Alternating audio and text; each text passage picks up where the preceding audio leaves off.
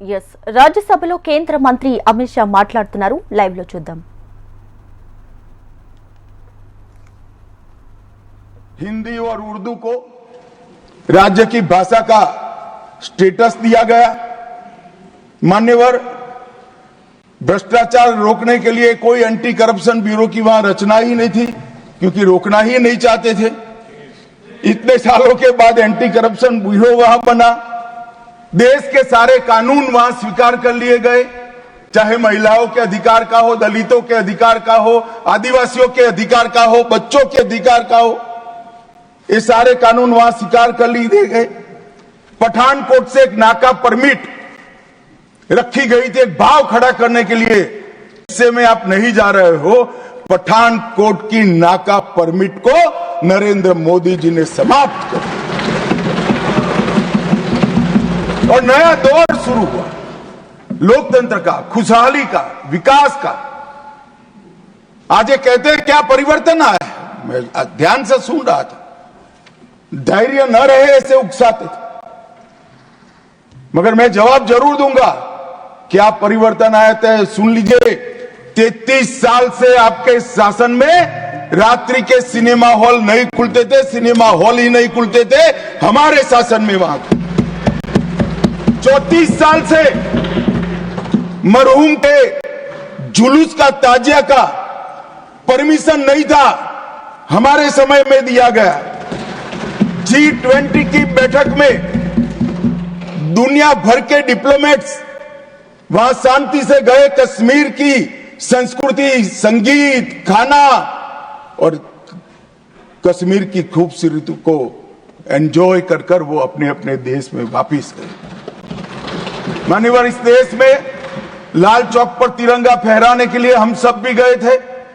प्रधानमंत्री और हमारे तत्कालीन राष्ट्रीय अध्यक्ष मुरली मनोहर जी के नेतृत्व में कन्याकुमारी से कश्मीर यात्रा निकली थी। यहां से बहुत सारे लोग उसमें होंगे।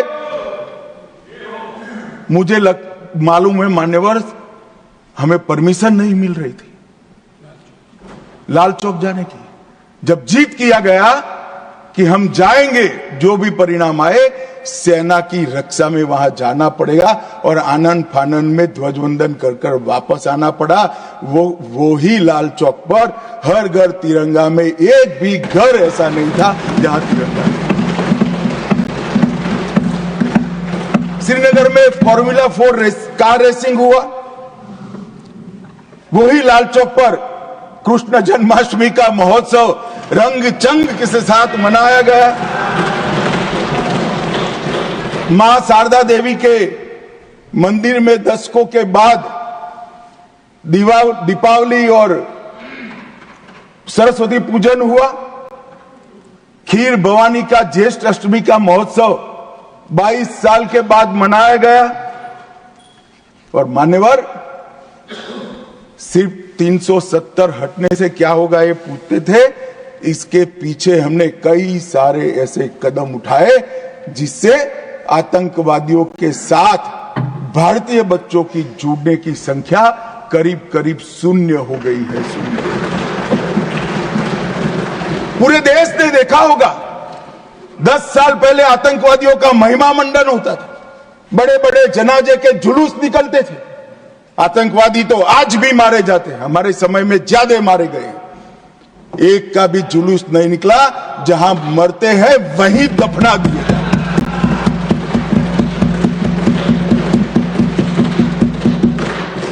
कोई आतंकवादी बन जाता था, उनके परिवारजन बड़े शौक से सरकारी नौकरी करते थे, तंत्र चलाते थे।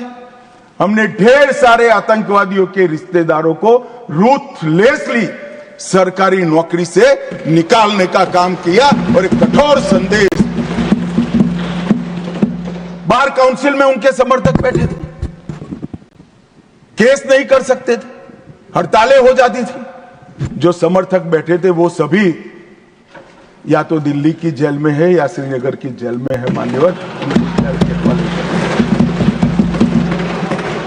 आतंकवाद और आतंकवादी दोनों के समर्थकों सरकारी रोजगार, पासपोर्ट देने में और गवर्नमेंट कॉन्ट्रैक्ट के लिए हमने बिल्कुल बैन कर दिया, हिम्मत के साथ किया और आज लोग नहीं जुड़ रहे।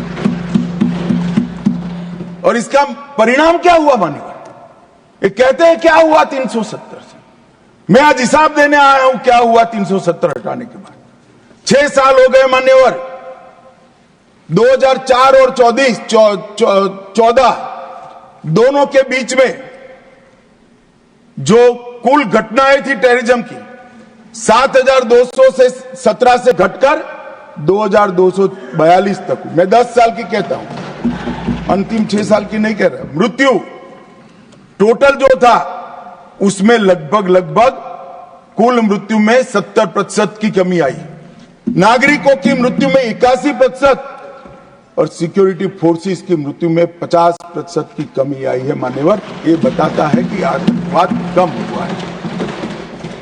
2010 से 14 में हर साल एवरेज ऑर्गेनाइज्ड स्टोन पेल्टिंग पथराव 2654 के एवरेज से हुए। 24 में एक भी करने की किसी की हिम्मत नहीं। ऑर्गेनाइज्ड हड़ताल 132 हुई। आज किसी की हिम्मत नहीं है, एक भी हड़ताल नहीं होती।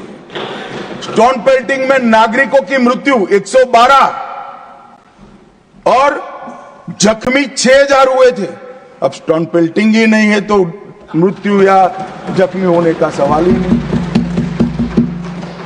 मान्यवर, और इन कांग्रेस के शासन से किसी एक साल को पीक कर सबसे कम आंकड़े और भारतीय जनता पार्टी के शासन के एक साल में पीक कर सबसे कम आंकड़े इकट्ठा करते हैं तो 2004 का साल कांग्रेस के लिए सबसे अच्छा माना जाएगा, क्योंकि 2004 में अटल जी की सरकार गई थी। कुल घटनाएं उसमें 1517 हुई थी। ध्यान से सभी सदस्य सुने, ऐसा मेरा विनंती। 2004 में कुल घटनाएं 1587 हुई थी। 24 में कुल घटनाएं सिर्फ 85 हुई।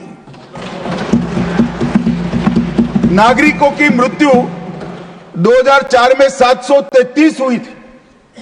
2024 में सिर्फ 26 हुई। सिक्योरिटी फोर्सेस का मृत्यु 331 हुआ था और 2024 में 31 हुआ है। मान्यवर, ये परिवर्तन आया है। और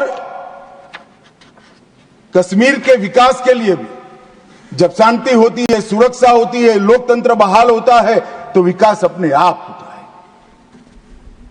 मगर कई सालों से कश्मीर की तिजोरी खाली थी। नरेंद्र मोदी जी ने 2015 में 80,000 करोड़ की 63 परियोजनाओं को जम्मू कश्मीर लद्दाख के लिए अप्रूव किया। और मान्यवर, मैं बताने आया हूं मेरे खर्च का हिसाब। कुछ लोग पूछ रहे थे, अरे भाई थोड़ा कम हुआ होगा, हमने तो रखने का हिम्मत तो किया। आपके समय में तो खर्च का प्रोविजन भी नहीं कर सकते क्योंकि ऐसी स्थिति ही नहीं। मगर ऐसा नहीं है, खर्च नहीं हुआ है। 80,000 करोड़ में से 51,000 करोड़ का खर्च मान्यवर समाप्त हो चुका है और 63 में से 53 परियोजनाएं पूरी तरह से क्रियान्वित हैं।